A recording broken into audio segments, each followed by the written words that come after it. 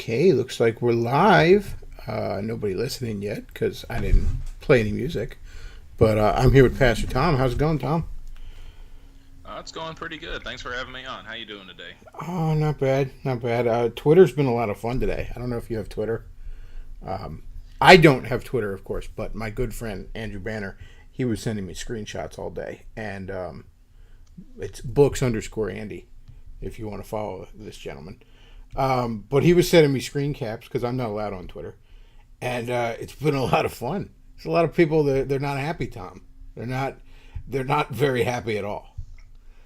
Why? What happened? We see apparently if like you want to kill your baby, you might now have to make a day trip out of it. What? That's Oh, that's about the extent of it, really, when you get right down to it. Um, yeah. No, watching this has been crazy. I've seen all kinds of just emotional takes. I actually had one pulled up here. You want me to read it? sure. So it says the radical Christians are found in rural areas. Their towns are defenseless. They have almost no cops, and their firemen are volunteers. They have to borrow cops and firemen from neighboring jurisdiction miles away in order to handle anything. And they think they're safe out there. Forget burning cities. Cities on our side. It's time for the rural areas to feel the heat. Very upset. Kind of Uh, goes on, you know basically what? I'm saying right that now. this is I'm all the Christians, all these rural Christians. I'm right now dumping a basket full of quarters into a wishing well, wishing a nibble would. Like, are you kidding me? Are you kidding me with that? Yeah. I saw a TikTok of one girl saying that she's moving to Europe and never having sex again. Oh, I saw It's like, well, I saw Cat Icarus, who's a video game reviewer, not a particularly good one. He mostly rambles on about Crash Bandicoot. He tweeted today, just saying this right now, even though it thought it was obvious. If you agree with abortion rights being overturned, get educated or get fucked. So that's it's very huh. mature. Wouldn't she not want to do that? If, huh. Yeah, no, I mean, I love those things. Educated. It's like, so, again, some of these things are so silly. I'll get educated. Get educated about what? You're starting a robot there, Tom. Let me hang up and call you back on here. That might fix it. Hang on. All right, folks. He's roboting a little there. We're gonna call him back.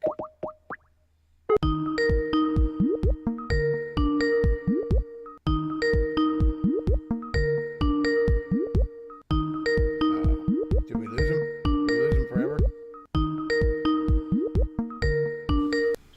There he is.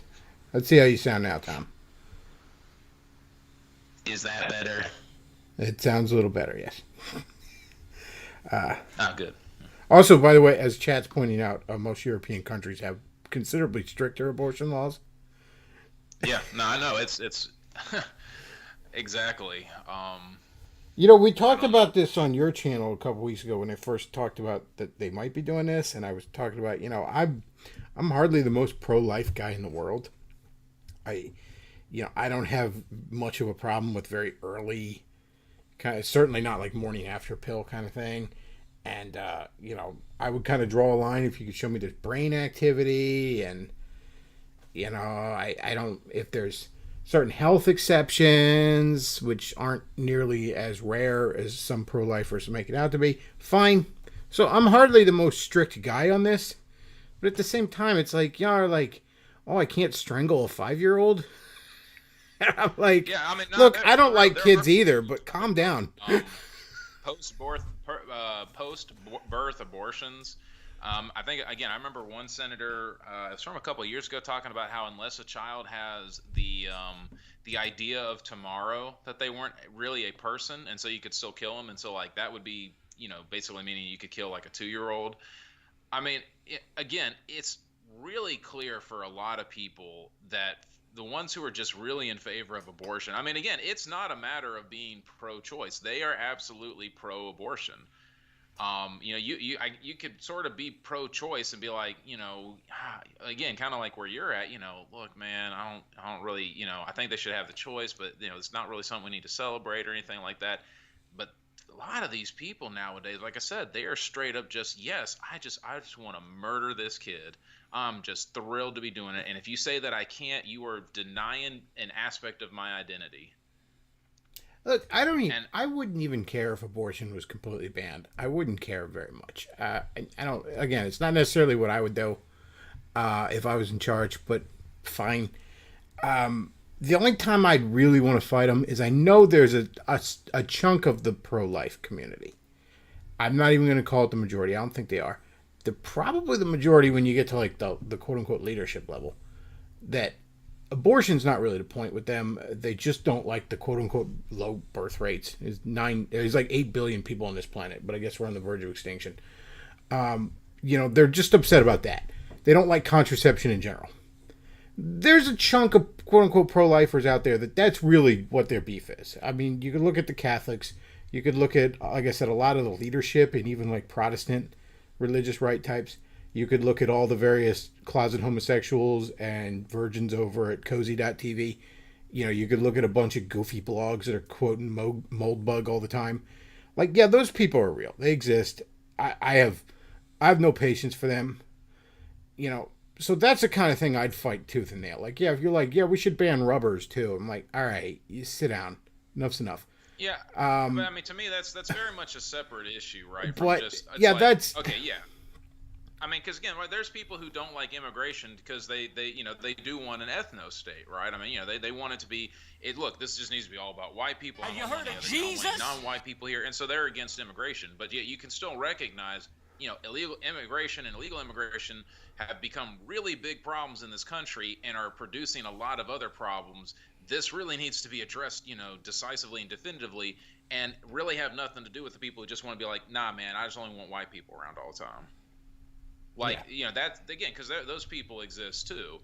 But you can still deal with that. So yeah, again, it's just because a particular outcome favors negative, not negative, with somebody else who maybe you wouldn't agree with on that. Because like I'm not on board with the contraceptive stuff or anything like that. Like banning contraceptives. I mean, they're agreeing with it, but it's like, okay, but again, I can still recognize that it's wrong for a different reason, right? Well, again, because it's the taking of an innocent life. Yeah, like I said, there are a number of these people that they dislike the very concept of family planning, and I think they're retards, and I think they're insane, and I don't think they should be listened to. But that's not what most pro-lifers are. You could maybe argue at like the quote unquote leadership level, of these various big pro-life organizations, maybe, but it's not what most of them are. So when you're like, oh, it's going to be The Handmaid's Tale because I've only seen 3 shows in my life, it's like, calm down, all right? Nobody's putting you in a breeding pen, okay?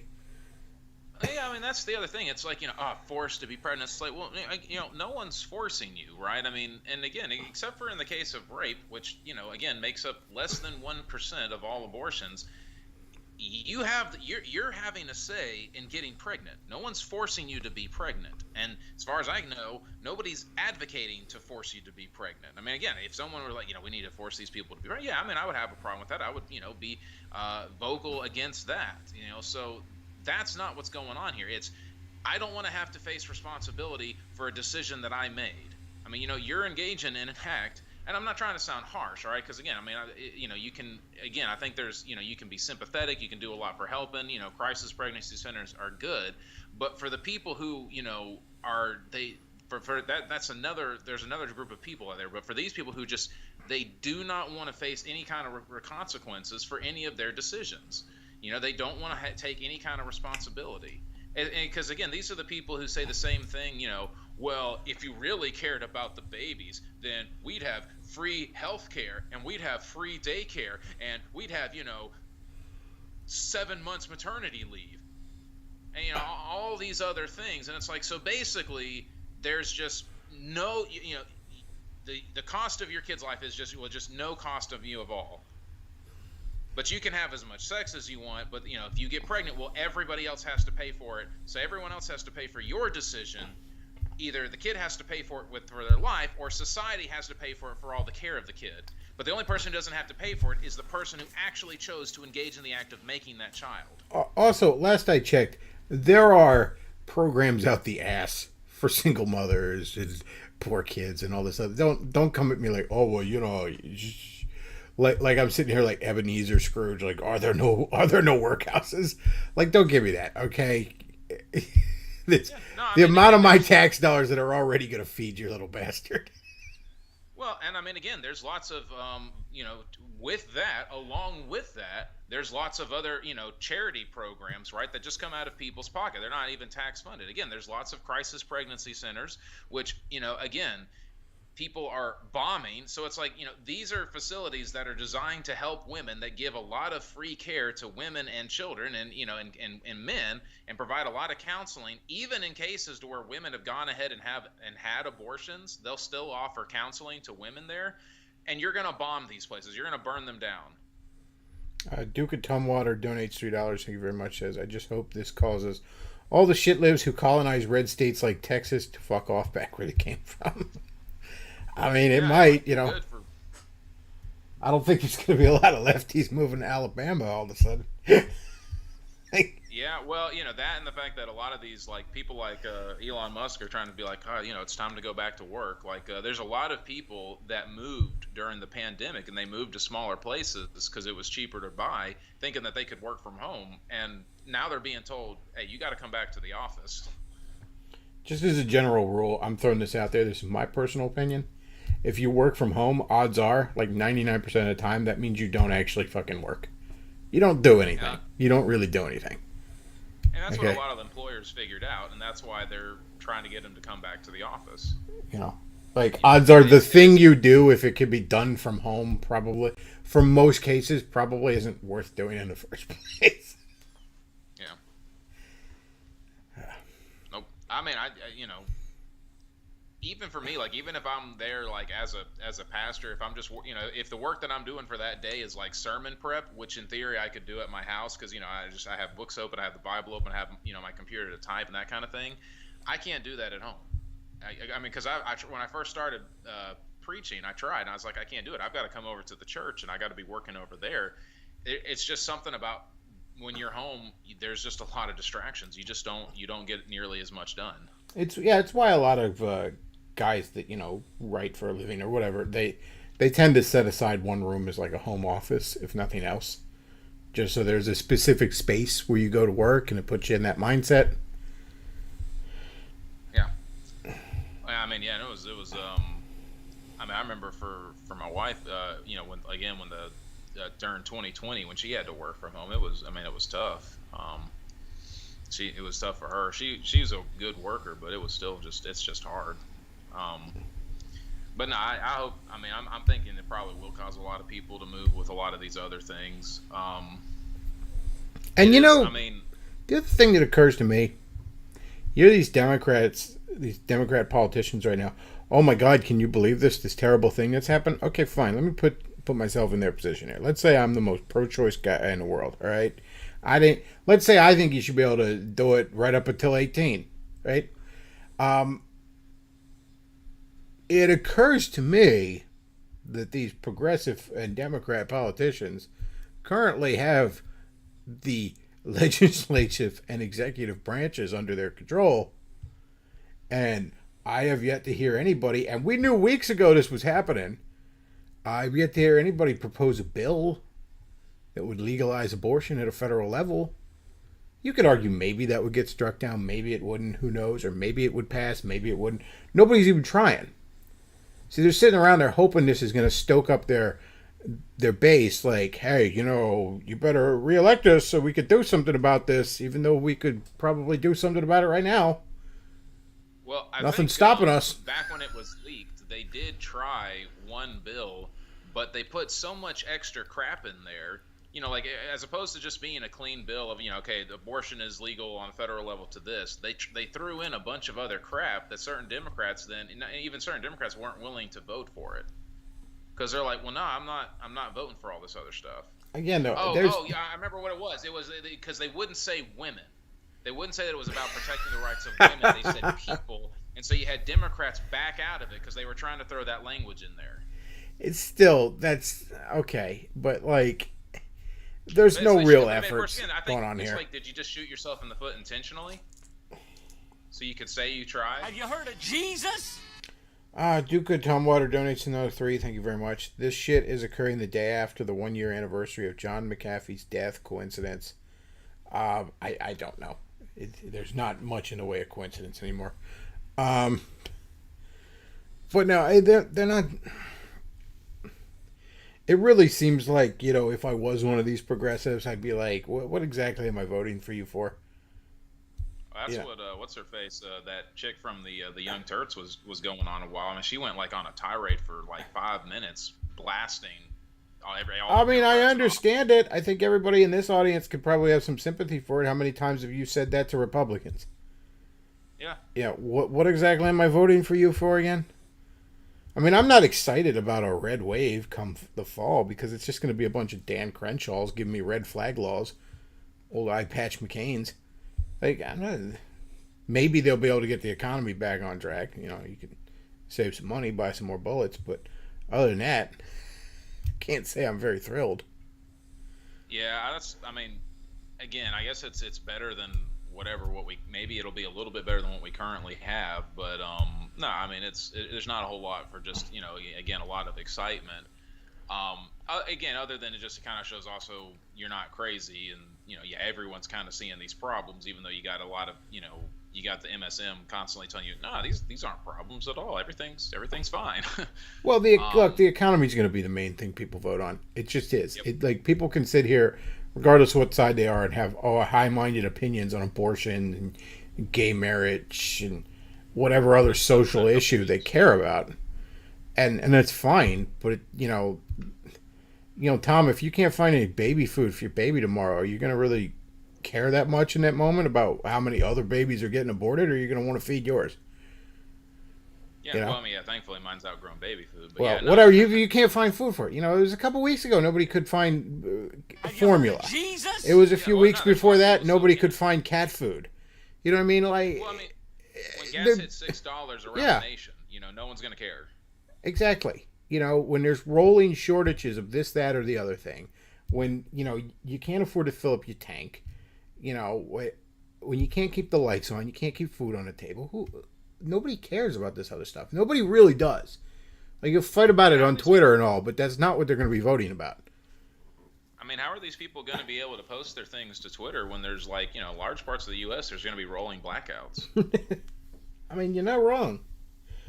Duke Tumwater tips another $3. Thank you very much. All the leftists on my timeline are blaming the Democrats' complacency for this. I mean, they're not wrong. They're not wrong. Nope. I mean, of course, again, they should also be blaming, as a lot of people mentioned, though, they should be blaming the Democrats, the judges who originally did this law, who ruled from the bench. As again, many people, both left and right, pro-life, pro-choice, have pointed out, Roe v. Wade was a bad ruling. It wasn't a good ruling. People liked it because it got them the outcome that they wanted, but it wasn't a good ruling. And so, in some ways, even pro-choice people should actually be okay with this. Sure, it's not what they want, but it's kind of like, you won the game, but that's because, the referee didn't count half the other team's points. You didn't really actually win, and the argument wasn't won. And so now, and that's the other thing, again, for people, I guess, who are pro-life, it's a victory. I mean, it's good that, we got judges that will actually recognize that, this was a bad ruling, and judges shouldn't be ruling like this. They shouldn't be legislating from the bench, essentially. But as far as, this is marking a grand moment, I mean, not really. It's sort of correcting an error. A judging error. It's not a decision about pro-life. The nation has not made a definitive decision about pro-life or pro-choice. I was much more excited to hear the gun ruling yesterday. They struck down. I think it was New York's. A lot of other places have Yeah. this, like DC has it and all. But like New York's, oh, you have to prove you need it in order to get a gun and whatever. Yeah, that's such garbage. And so, yeah, they struck that down. And good, good. As they should have. Shall not be infringed couldn't be any clearer. Yeah, I mean, again, having them decide what oh, do you really need a gun? That's infringing on your right. Do you need your rights? Fuck you. It's not a matter of Fuck you. it doesn't matter if I need it or not. It's a right. I have it. Yeah. Oh yeah, that was a good decision. Yeah, I like that a lot. And of course, it's kind of. I mean, again, it's in some ways that one has some greater ramifications, and now it's kind of flying under the radar. Well, that's even. I mean, like the country at large is probably more pro-life than it is pro-choice. Certainly, if you're counting, people like me that are lean maybe that direction, kinda, whatever. But it's split pretty even on the abortion thing. It's maybe at best 55-45 kind of situation with people that really care about it. The guns, it's not that way. It's like 80%. Yeah. They're like, no, you can't have my guns. And that's probably even a low estimate there. Yeah, I mean, I'd say even if you were to add in like certain gun control restrictions, it would still be more like 70-30. People, I mean, again, we're a country that we like our guns, and even people who want some kind of laws really aren't in favor of a lot, like especially what's going on in New York. Like, yeah, people. I know someone who even is in favor of requiring a license to get a gun, but he recognizes that process in New York is garbage. He just thinks that you should have to take a course like driver's ed in order to get a gun. I disagree with him on that, but that's the position he holds. I think everybody should get a gun. They should be handed a gun. Just everybody gets a gun. I think you should teach the course in schools. It's the Second Amendment. Should just be everybody gets a gun. In fact, you have to have a gun. How about that? You gonna have to. See, the only problem then is what kind of gun are they gonna give me? I don't want a Glock. That's probably what they'd give us too. I want an AK-47. Just You know, because it's not even a great gun. It's just the kind of iconic. I just kind of want to say I have it. Yeah. Maybe get a Uzi. It's nice. Do they make semi-automatic Uzis? Oh, that's the other thing. That needs to go away. Oh, it's only semi. No. It's fully. I should be allowed to have a minigun. I am saying that unironically. I should be allowed to have a minigun. I should be just a bajillion rounds a second. Fine. I should be allowed to. I should be able to mount it on my car, right on the roof of my car. Like, I'm willing to compromise and say that I shouldn't be allowed to have a nuke. That's about as far as I'm willing to go up to conventional missiles.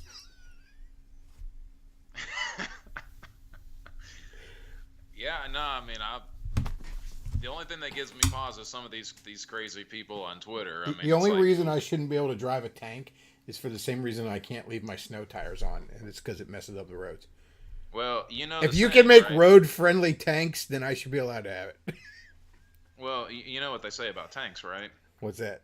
Any problem that started with tanks can be solved with tanks. Yes, much like alcohol. So, yeah, no, that was a good decision. And of course, yeah, like I said, the freak out in some ways is it's not fun because for me it's not fun because you're watching people whatever suffer, right? It's fun because it's just so crazy, it's so exaggerated as part of what it really needs to be. They if you were to look at them again, like for the pro-life thing, or the Roe v. Wade, they act like, oh my gosh, it literally is the Handmaid's Tale. Like, oh, they're going to be forced to wear these little bonnets and capes now and go get artificially inseminated and forced to be pregnant. It's insane. I mean, again, yeah, there's people that are literally against any concept of family planning, but that's that's not the majority of this by any stretch. You know.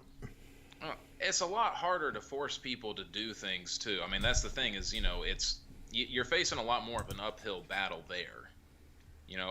Forcing them to have kids like that. And again, I mean, for contraceptive, that's a technology that's a lot harder to sort of put that genie back in the bottle.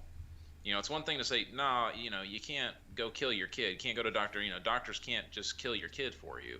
You can't hire a hitman on your kid, even if he has an MD. It's another thing saying, you can't use a rubber or you can't have this pill. I mean, that's a lot harder to control. Maybe the pill stuff. But, and again, to me, I like the fact that it's up to the states just because I think America is really, I'm going to come to the point where I think America is getting too big to almost be ruled at the federal level, by and large. I mean, we're what is it, 330 million people? I wouldn't be opposed to at the very least considerably trimming down the federal government. I mean, yeah, I mean, we should really be more like the United States, like to where almost each state is kind of its own country, or you could, like Texas could pretty much be its own country. California could pretty much be its own country. Florida, have you heard of Jesus? Some of the Midwestern states, they could maybe be a coalition. But I mean, by and large, again, you could have stuff for military and, a few things here or there federally, but we're just too big. And I mean, the word's been abused so much, but we're just too diverse. People who live in California have a totally different living experience than, people in Texas or people in Idaho or people in North Carolina. How do you govern all of those people the same? Duke of Tumwater says, will we see an increased demand for fucking trannies from pro-choice dudes that want to get it on without getting someone pregnant? I mean, I don't know. I mean, it seems like most of the guys who want to fuck trannies seem to be, conservatives these days. You got the, you got all the America First people and stuff. Is that a dude pretending to be a woman, or is that a woman pretending to be a dude that he's talking about? I don't know anymore. Who knows? I don't get the tranny thing. Like, can't you just be gay? Like, I don't understand that. All right. Yeah, I got a hard time. I don't know, that all that is just it's beyond the pale too. And I mean, we were kind of talking about in chat, like I said, with the gay stuff. Like, again, and I was talking about somebody else. Like with that, if it wasn't just this huge push, and there wasn't just this like, this is normal. This is just as good as a heterosexual relationship. This is, just as appropriate. If there wasn't that constant, obnoxious push, I really wouldn't have as much of an issue with it. I mean, again, it's still wrong. You still shouldn't do it. But it's, it's like, where it really takes issue is the fact that it's like, it wants to be seen as right. It wants to be justified, and it's not. And it's with all of this other stuff too. It's anytime you have something that everybody knows is wrong, but they're forcing people to and they're trying to bully people into trying to say that it's right. I got a problem with that. I have more of a problem with that than with someone who, knows that it's wrong and is willing to accept that. I mean, I've heard older gay guys say before, and I often wonder how many of them feel this way. But I've heard enough that it's, that they used to have a subculture, and they don't have that anymore. Now they're a Funko Pop being sold at Hot Topic. And I can kind of understand that to some extent, just being into all the geek stuff. Like, that used to be a subculture, and now it's far too mainstream for its own good. Well, yeah, and I mean, it would, like, I mean, it's not exactly the same, but it's kind of like if the geek, like, if it's like, every TV show had to be like Star Wars now or something, or whatever, some other Marvel, if that's all that was coming out, it's like, that would be obnoxious, even if you like it or you don't have a problem with it. When everything starts getting when it has to have this influence over everything, and again, it's pushing that by and large, so I guess the way to sort of articulate it, I don't have as much of an issue with gay people as I do with the LGBT movement. I mean, because these people are just, evil. And of course, again, like there's a book that they wrote where there's a lot of them who were involved in a lot of this big push, and they acknowledged that they lied in a number of different areas, like the whole born gay thing. These gay people ran this. They acknowledged that that was a lie. It's never been true that one's born gay. It's a combination of certain innate factors. There are things that can kind of indicate, naturally if one might be gay, but then there has to also be some environmental things that happen as well. Usually one of them being, they're abused sexually some way at an early age, prepubescent. Tom, are you telling me that a trait almost perfectly designed to be weeded out by natural selection is not primarily genetic? Yeah. That's amazing. I can't believe that. But I mean, again, right? That was the whole thing, right? Oh, born gay. I'm born gay. Well, I'm just born this way. I'm just can't help it. Just born this way. And of course, again, that was always a lie. You know, same thing about always, just always beat up. Yeah, it's just never can get a break. People talking about how like they're oh, my parents threw me out, when the reality is, no, they left. The parents said, well, we're not going to support this life, but they left, and they know that they lie and say their parents threw them out, so they look like a victim. And they even recognize that, it says there in this book, um, always present yourself as a victim, so that way people will naturally want to protect you. So I mean, they basically just banked on the goodwill of people to push their BS. And now they want to, go after anyone who happens to disagree with them, who thinks that it's wrong, or thinks that it's wrong that that's what they're doing. And it's just, like I said, that's really what I find the most objectionable. I really think that's what most people find objectionable. Well, I want to switch gears for a minute. I want to Yeah, play. okay, I sorry. want to play. No, it's fine. I want to play a clip from I think it's from TRS actually. But it's pretty based. I think you're all gonna like it. I'll take the headphones out so that hopefully Tom can hear it too. Like I said, it's pretty based, folks. I think you're gonna be impressed. It is a little strange that we have such an aversion to slavery because historically there have been abuses. There have been abuses in marriage. We don't have an aversion to marriage particularly because there have been abuses. There are parents who abuse their children. We don't have an aversion to having children because some parents have been abusive. Of course, it can have any kind of situation where abuse can be involved. The reason unions grew up in America was not to free slaves. The reason unions grew up in America was because there were people who had businesses and they were abusing their employees. So to throw out slavery as a concept simply because there have been abuses, I think, is to miss the point. All right, that was John MacArthur coming out hard as pro-slavery. Pretty based. Oh, is that clip you sent me? Yeah, I wasn't sure if you could hear it or not. Uh, No, I couldn't hear it, but I mean, I've seen it. If that's the same it one that you sent me. look. Just because a few bad apples were abusive doesn't mean we should throw out the institution of slavery. Let's be reasonable about this. Well, I mean, yeah, It's of course, been that's making not the what rounds. he's talking about, but All right, he's see, you and I had this discussion. Okay, so Tom was going on about how he was, and look, I agree with this. I've heard it numerous times. The Bible doesn't condone slavery, but it also lays out some rules that if you must have it, here's how you do it. And a lot of this, like you got to look at the ancient world in general with a different set of lens than we look now. We all sit here with our air conditioning, our refrigerators, and our cars. We have it beyond good compared to 99% of your ancestors. So, life was harder. Life was more about survival back then. Life was a lot harsher. Um, so the various ways in which the Bible says of how to go about this isn't the same thing as condoning it. You know, there's plenty of instances where you can point to that. You know, when the nation of Israel is set up, God says, "Yeah, you don't want to have a king. It's just gonna be terrible. You don't want to do it." And oh, we want a king. Okay, fine, that guy.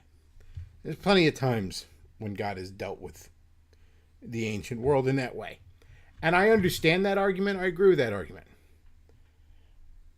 That doesn't sound like what John was saying. It's not. It But does if not you sound listen like it to at the all. It full sounds clip, like he's getting like, oh come on, like he's comparing it to the institute, like being a father or a husband. Like, well, it's just like, come on. Just because some people beat their kids doesn't mean kids shouldn't listen to their parents. Like, Well, I think, I mean, again, I'm not trying to be the defender of MacArthur here, but I am trying to be, what I think is honest. And if you, because I did find the original clip where it was taken from. I couldn't find the whole thing, but I did find sort of longer there from Grace to You. And the word, it seems more like he's trying to defend the word slave, because that is a word that's used in the Bible. Paul refers to himself as a slave of Jesus Christ, and he says, we are slaves with Christ, even going so far as to say bought with a price. And so to me, again, maybe I'm wrong, maybe he is trying to justify American slavery, which again is different from the slavery in the Old Testament, from the law. That there were different types of slavery there. You had slavery that was kind of more like indentured servitude. You had slavery that was more like prisoners of war, and then you had slavery that had to do with, a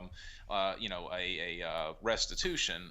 You commit a crime, so you could be kind of gotten into slave. But anyway, but in the New Testament, it does use the word slave. It uses the word doulos, which again could mean servant or slave, but oftentimes in many connotations, from the context, it's clear that it's meaning slave. So, to me, and like I said, I could be wrong, but to me it certainly seems like that what he's trying to do is he's trying to say this word slave, we think of it negatively because we are very much aware of how it has been abused. But that's not the way that the Bible's using it, and that's not the way that you need to think about it. well, look, What it's getting you to see is God is your master, and he is a good master, though. look. I think most people listening to this know that I'm hardly averse to the word slave. So, I'm not taking that position, and I'm not even arguing that. Like, it sounds like he's going. I made the joke about this is a TRS show, but I'm not even arguing that. He's going all Jonathan Ross. Like, why can't N-words just be slaves again? Like, that's that. But I think it does. It's the way he's going about wording this. I think it does betray certain authoritarian right tendencies in this guy that I don't care for. No, I mean he could word it differently. I mean it is, again. I would say that I would say it's not worded the best. It's not explained the best. And also, there's certain titles that God can take that man can't. Okay, it's one.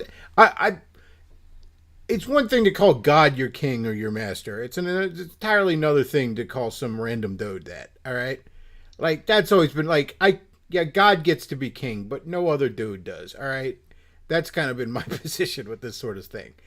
Yeah, but I mean, again, There's MacArthur is an expositional preacher, which means that he preaches through the Bible verse by verse, word by word, and chapter by chapter, book by book. And so in doing that right, he's going to come across words that will make people feel uncomfortable. And again, this was, I mean, this clip is, I think it's 9 or 10 years old. So there's only about 20 seconds left of it that I didn't play just because I didn't, but that's about the extent of the clip that's on. I think Grace to You is his channel. Yeah, that's his channel. Okay, well to some, I know a lot of John MacArthur defenders right now are saying, well, think of the context, the context. Well, that's his fault.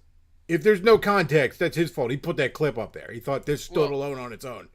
In the video where he's explaining, like on his channel, if you go and listen to that video, he brings us up where he's talking about Christ, and he's talking about how Christ is our master. So again, to me, you can argue that it's worded poorly. You can say this is not the best explanation of it. You could say, it does portray a certain type of thinking that is authoritarian that you can kind of see on the right. But that's not the same thing as saying, well, he's endorsing slavery here. No, what he's pointing out is that this word, when we hear this word slave, our mind instantly thinks negative. But if we're going to be honest with the Bible doesn't use slave in the New Testament when it's talking about being slaves to Christ in a negative way. So we have to be okay with that word. We have to be okay with the word slave because the Bible presents it in a new way. Another way that you could put it, though, is you could say, look, we've seen how slavery is evil, but here, because of what we have in Christ, it is redeemed. Christ redeems the word of slavery. He could have tried to explain it that way, not necessarily the institution. But that's, to me, really what he's trying to do, is he's trying to get people to be okay with the language that the Bible uses. Because it's easy when a word makes us uncomfortable to want to change it. Some people will say, well, it's a servant of Christ, or something like that. But we're not servants. The word is stronger than that. Slave is a stronger word than servant, even though there is, a good connection with the word doulos, the Greek word. Randall in the chat says implying that authoritarianism is bad. I suggest you might be listening to the wrong channel, Randall. I don't know if you're new here, but authority isn't bad. Authoritarianism is.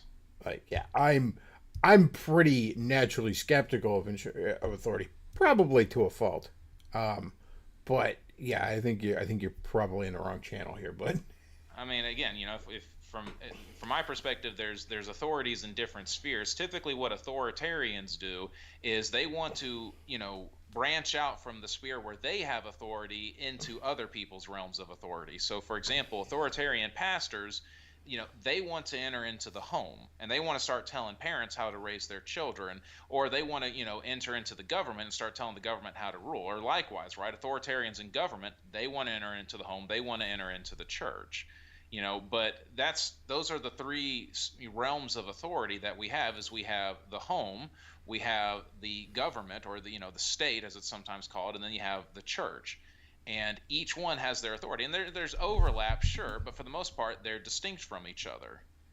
I would argue that none of them are greater than the other, and in fact, they're also supposed to act. There's supposed to be some checks and balances on that, and they can kind of act as a check and balance on each other.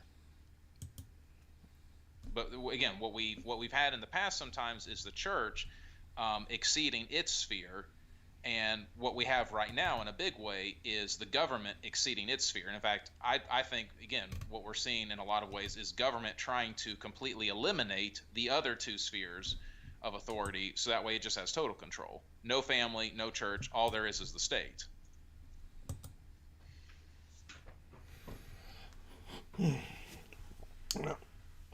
Like I said earlier, I think you're given a very big benefit of the doubt to Mr. MacArthur there. But I mean, what reason has he given me not to at this point? I don't know. I mean, there's a lot of smoke around this guy anymore. I don't know. I see a lot of dust kicked up. I don't really see a lot of smoke. I don't know, man. Was it a couple months ago when there's like a whole chapter of his book that's identical to some other book, and this just gets waved away as an editorial mistake? Well, could it not have been? I mean, again, that's not a good look, but could it not have been an editor? I mean, really, and think about this. He copies a whole chapter out of the book, and he doesn't think anybody's going to notice? Is he that stupid? Or is it more likely that, it actually was an editorial mistake? Is he that stupid? Probably not. Is he that arrogant? I wouldn't doubt it.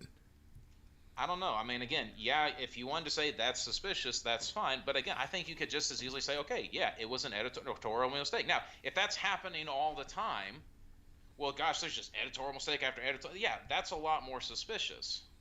I don't know. But that stuff does happen. I mean, again, you send it off, you've put it in there to properly cite it, or the person that you're supposed to, gives proper citation, but that doesn't happen. That's happened plenty of times. I mean, again, I don't know. I don't know if the guy's dirty or not, so I'm not going to sit here and say, well, he's not dirty.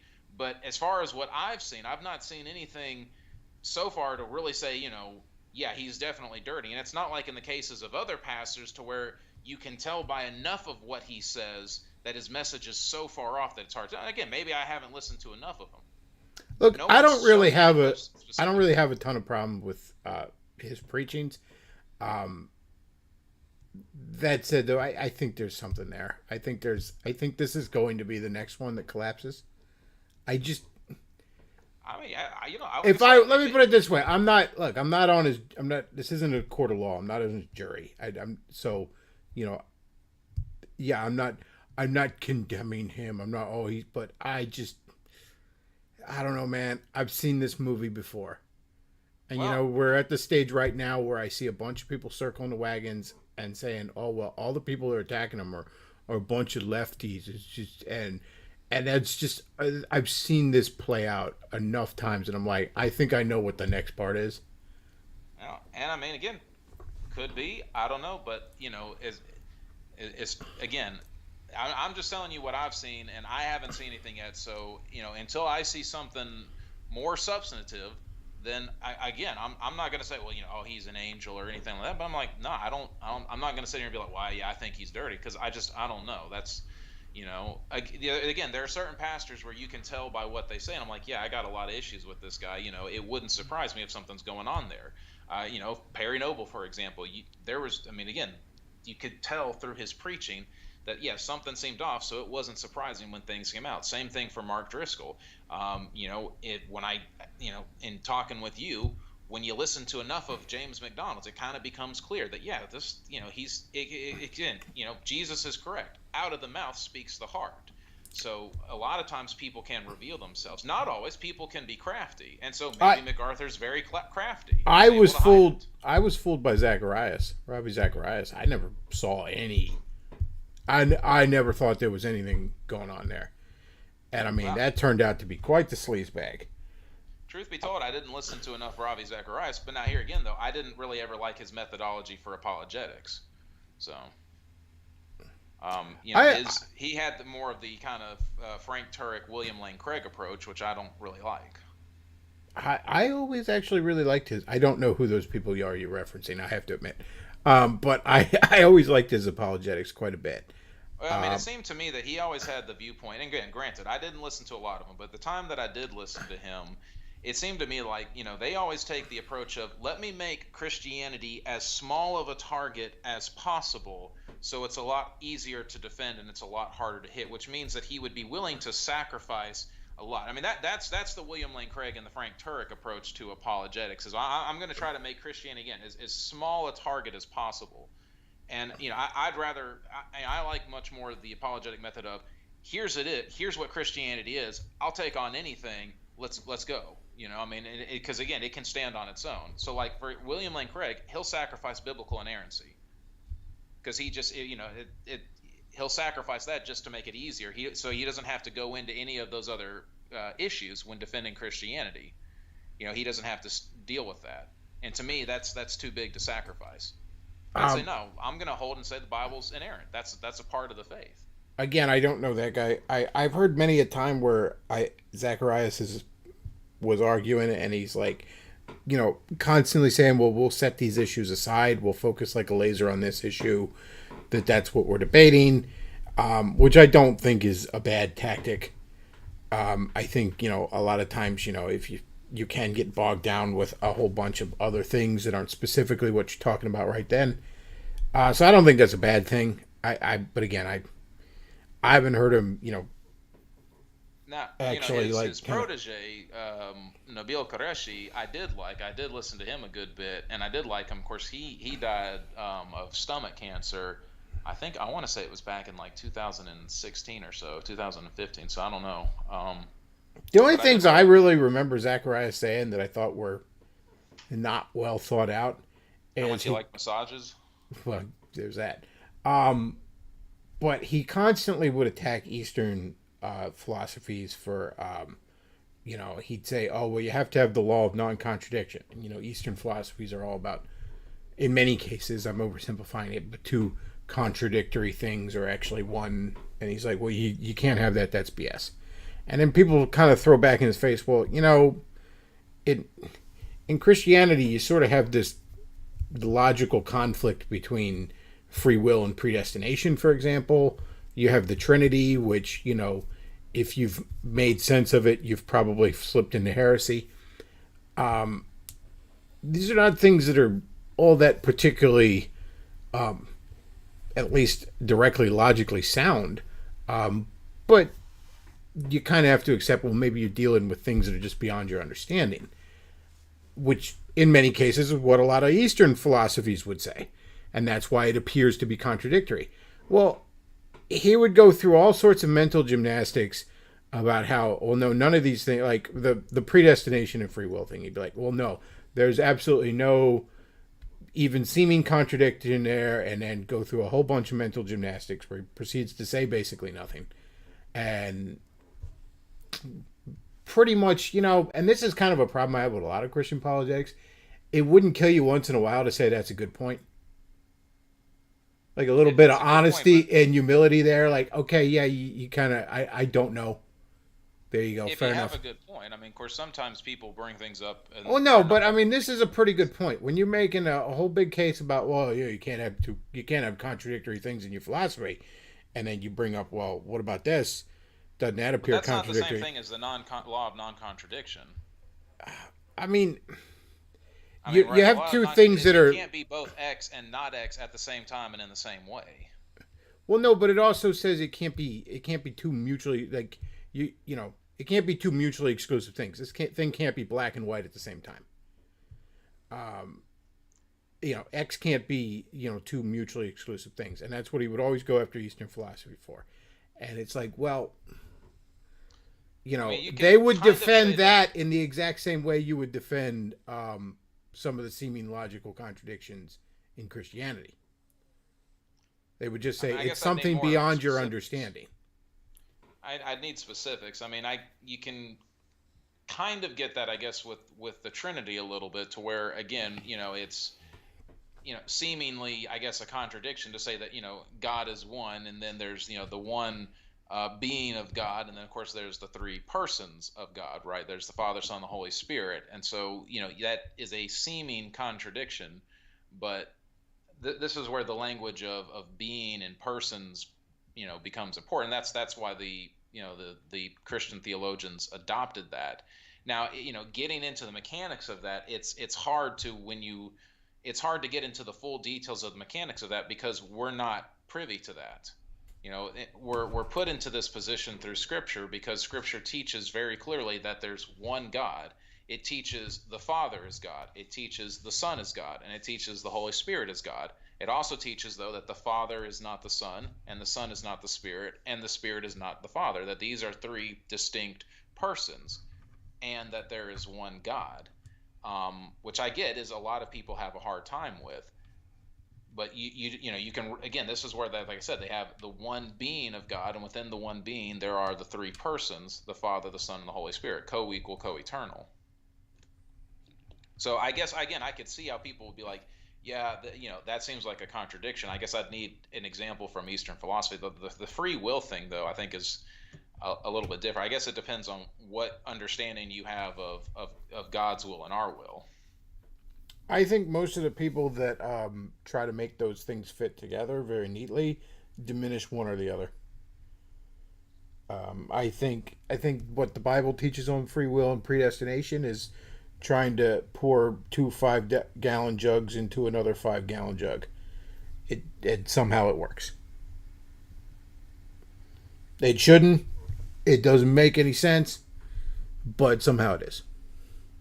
And I'm willing to accept that, a God that's beyond any even concept of time that I can wrap my head around somehow makes that work. I'm willing to accept that. That's sort of a leap of faith on my part, but it was honestly a pretty big hurdle for me when I was looking into Christianity. I'm like, this seems to teach that I'm morally responsible for my actions, and my actions were also predestined before the foundation of the world was put into place, and those two things don't make any sense, and you got to diminish one or the other to make them both make logical sense.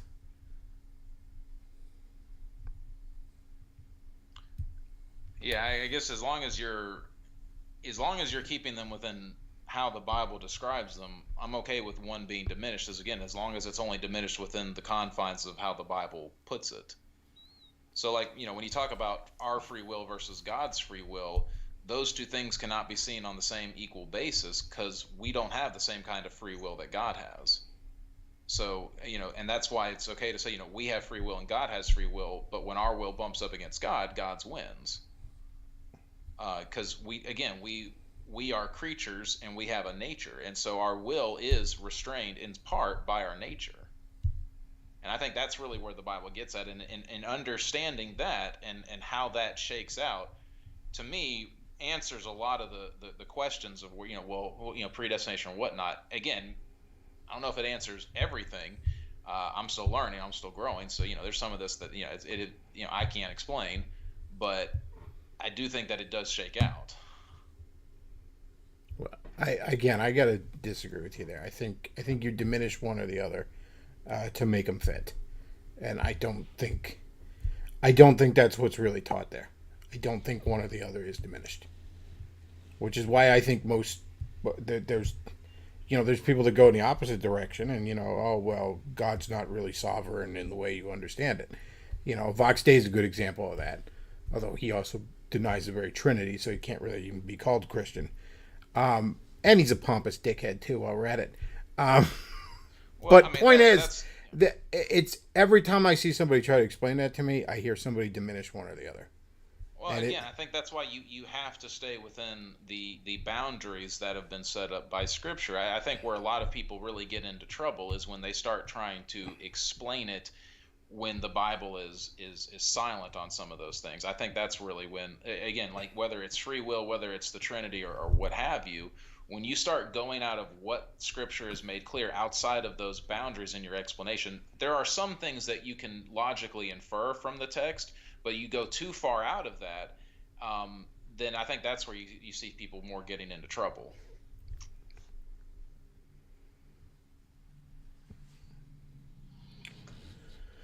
All right. Well, we've gone on for about an hour.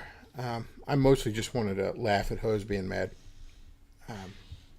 Well, yeah, I mean, it's weird the amount of guys too, I guess, but I don't know that are upset. I've seen a lot of guys that are upset about this too. A lot of that feels like, I hope she sees this, bro. Yeah. Like, it just really, like, come on. Does anybody think that works anymore?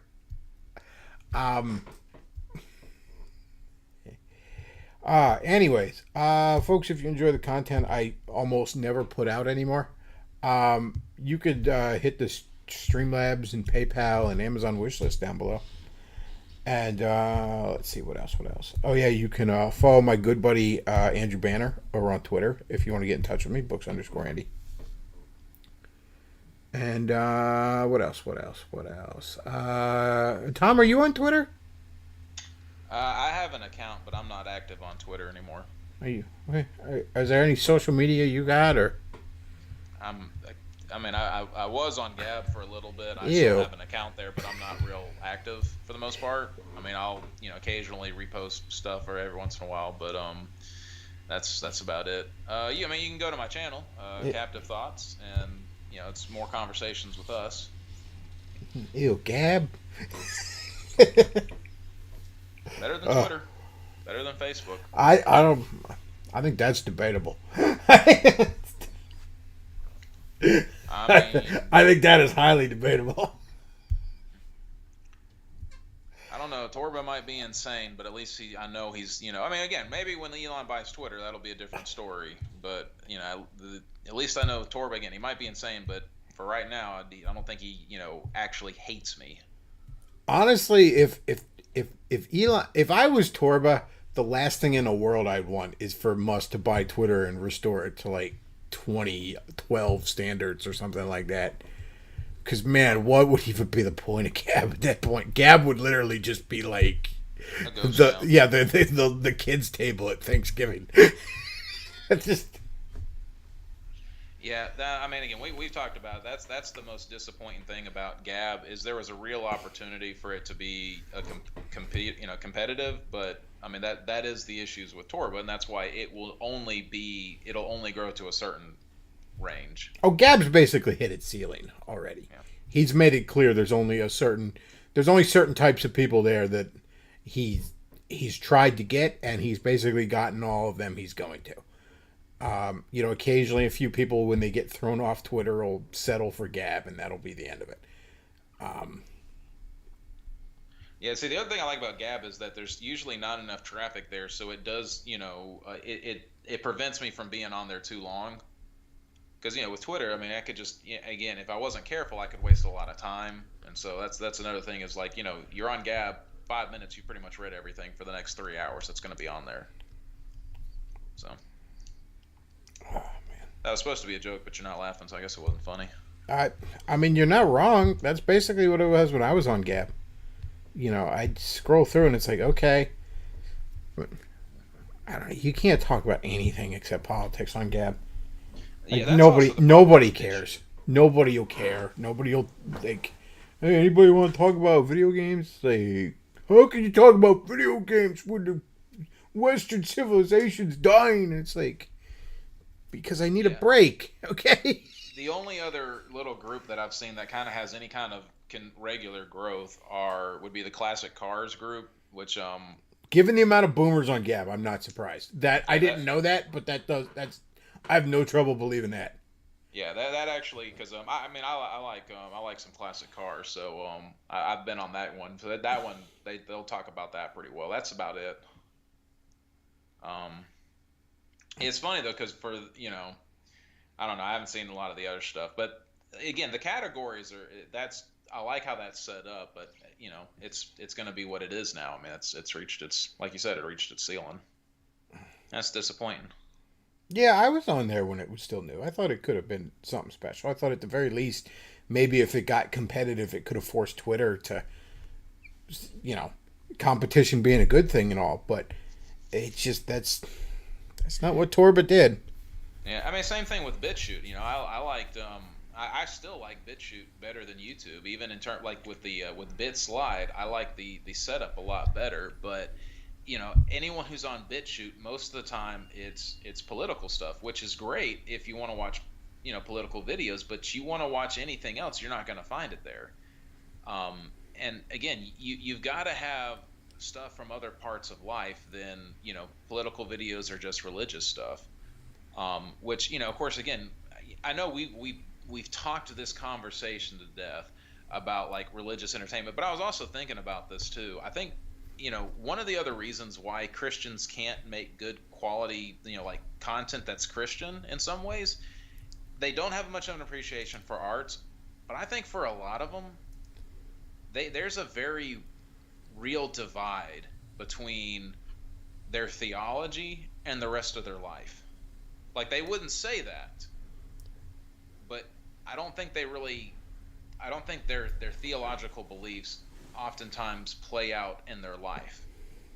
I think there's a very clear divide there, and maybe that they're not aware of, to where it's like, these are my religious beliefs, this is what I hold over here, this is in a box over here, these are the other parts of my life that I hold over here that are separate. And you're never going to be able to make a good show because that involves these other parts if there's a divide there from your worldview. It's always going to have to seem overtly religious, because that's the only, you don't know how to work these other aspects of your beliefs into the rest of your life. That's probably fair.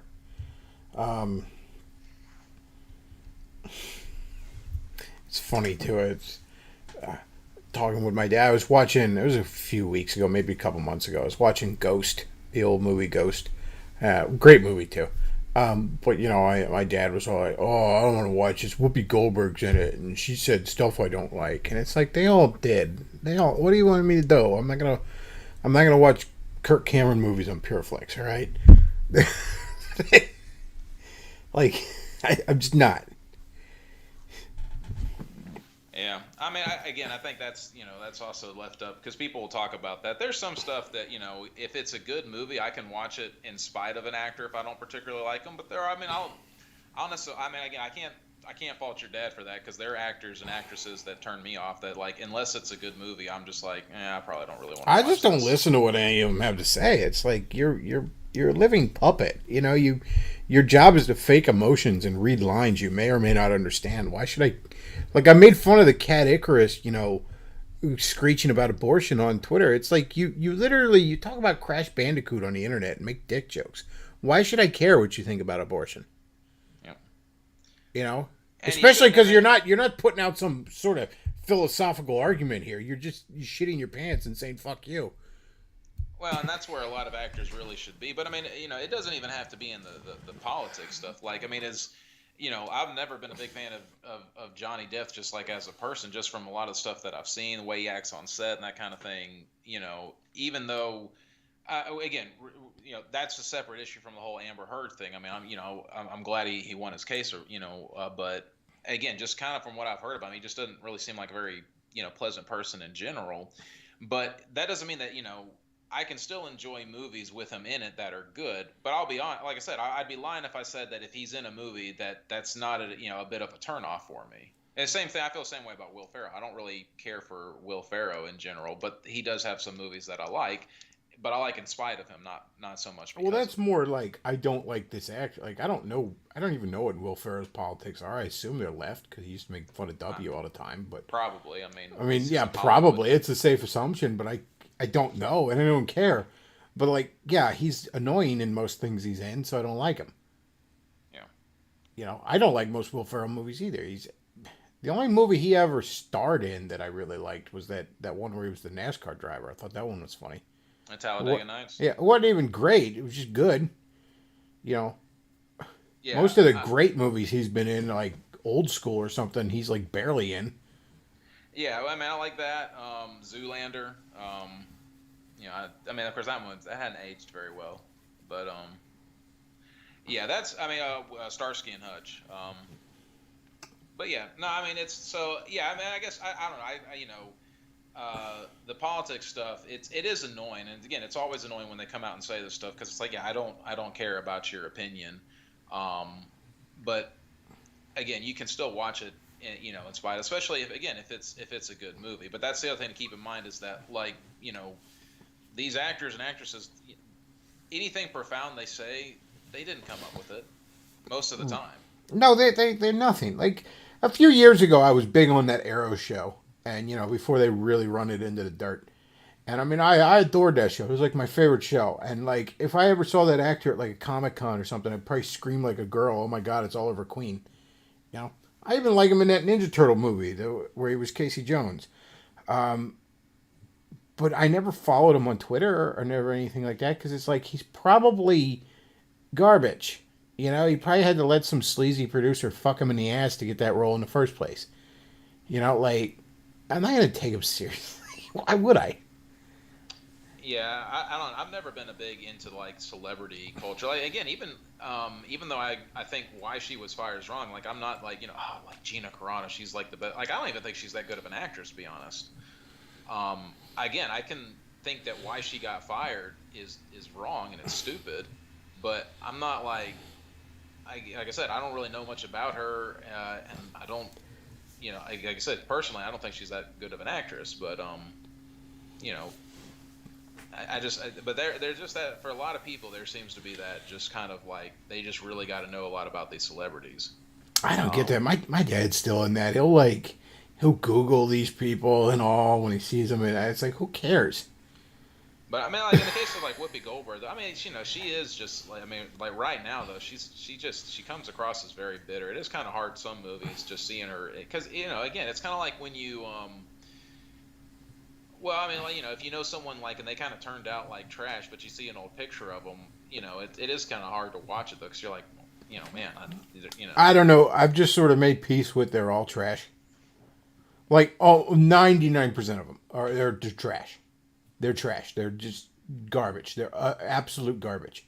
I've just made peace with that because the only other option to me is it's like I got to go watch Kirk Cameron movies on PureFlix, and I don't even think Kirk Cameron is all that particularly great. But just throwing that out there as an example, like I don't want to do that. I want to watch all the terrible mockbuster movies that David A.R. White made. Like you want to watch a movie that's kind of like John Wick, except there's no real violence in it, and it's boring and it sucks. Well, David A.R. White has the movie for you, folks. It's right here on PureFlix. No, I mean, I can't sit in judgment. I mean, and to me, that's one of those things to where it's kind of, it's left up to individual conscience. If somebody doesn't want to watch a movie because of something in there, I mean, it's fair enough. If somebody else does, fair enough. To me, again, I kind of put that with personal preference. With a lot of other stuff too. There's some people. I mean, for example, my dad doesn't like a lot of violent movies. But that has a lot to do with what he did as a job. He saw what actually happened to these people whenever that would happen and the long-term consequences. So that's why, he sees he sees what happens when somebody gets shot 4 times, and how they have to live now if they live at all. Um, so it makes sense that for him personally, that's just like going to work for him. And same thing for me. I don't like watching drama movies because I deal with that all the time. People's various issues. So I don't want to go home and watch that. But it's a prayer. I don't fault people who like those movies. I mean, they're not necessarily bad in of themselves. Same thing for action movies. But to me, that's kind of where, again, people can have their own preference. Okay, he doesn't want to watch them. Fine, we'll just have to watch something else. Yeah, I don't like westerns. I've never liked westerns. I think they're boring. I think just the setting is boring. I think just the trappings of it are boring, and none of it appeals to me. Like, but that's fine if you like them. I mean, to all the boomers that like them, good for you. Enjoy them. Yeah. Um, no, I mean, I like the tone of westerns, but I've never been a big like, yeah, the setting and I'm not. Like I said, I like more the kind of general tone of a lot of westerns, but you I can mean, I've replicate I've those in had other people films. fight back on it. Like, how many space stories are basically westerns set in space? On the frontier and Sure. colonizing it. I'm like, that's fine, but like, to me, the literally endless possibilities of exploring our galaxy is more fascinating to me than an 18th century desert. Yeah. No, that's Like, true. I'm sorry, it's just I just don't have the appeal of it. Just the trappings. It's mostly the superficial elements of it that are just like, this is boring. I don't care, and that's just me. Like, Well, and I mean, there's people who don't. Well, I mean, like, again, my wife doesn't like fantasy movies. Like she'll like space movies pretty well, but she just doesn't really care about the fantasy stuff. That whole environment and world just doesn't appeal to her. So like even though she can acknowledge it's a good movie, like The Lord of the Rings, but it just she has no interest in that world or environment. yeah, it's just a preference thing. Yeah, and I think that's again, I kind of take that same mentality with actors and actresses. Some people are not going to like an actor because again they might disagree with the politics, and it's like, well, I don't really want to watch that. But I don't know if, like you said, if you do that with everybody, you're not going to watch anything. So you can kind of be inconsistent. But to me, it's like as long as you're not holding it as a standard that everybody has to appeal to, I don't care if you're inconsistent. So you'll watch a Whoopi Goldberg movie, but you won't watch a Whoopi Goldberg movie, but you'll watch a I don't know, Chris Evans movie. Well, I don't care as long it's your life. As long as you're not telling me I can't watch a Whoopi Goldberg movie while you're watching the Chris Evans movie, then sure, be as inconsistent as you want with your preferences. All right. Well, I think we're gonna wrap this up because I was gonna wrap it up about 15 minutes ago, and then we got sidetracked. All right. Well, Tom, thanks for coming on. Tom does a show Mondays around noon. If you guys want to check that out on his channel, and he usually has a co-host. So that's some asshole. I don't know. And let's see what else. What else? Is there anything else I want to pimp? No, I guess that's about it. I don't really do much on this channel anymore. Um, well, like I said, thanks for